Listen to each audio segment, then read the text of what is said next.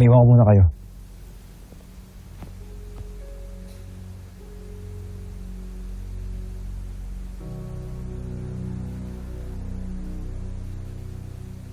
Ano ang aking may paglilingkod?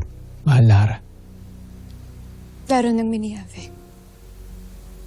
May huling iuutos lang ako sa'yo.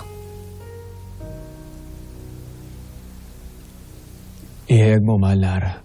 At gagawin ko ang lahat upang tuparin iyon. Lumapit ka sa akin.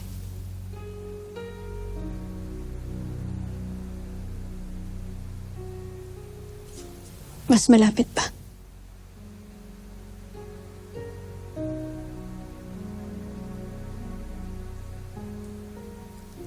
Daron ng Miniave. Ipagkakaloob mo ba sa akin ng karangalan na maging kabiyak ng aking buhay? At na hindi mo nalilisanin ng aking tabi simula ngayong gabi? Anong kaibangan nito, mahal Lara? Oo, hindi lamang ang nais kong marinig. Para sa aking hiling.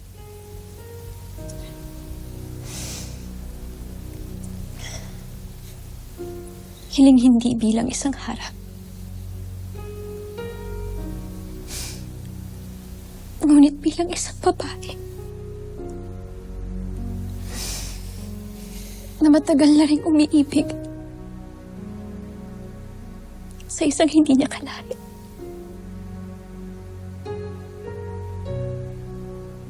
Kinahabagan na ito ni Soldarius. Kaya siya na inagbitaw bilang aking rama. At bana.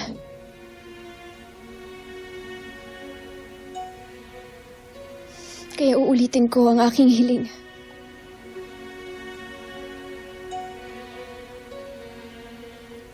Kailanman ay hindi ko tatanggapin ang maging hari ng Sapiro.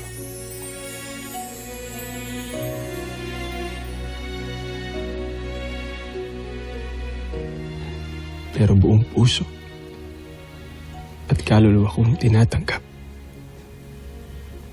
na maging kabiyak ng hara nito.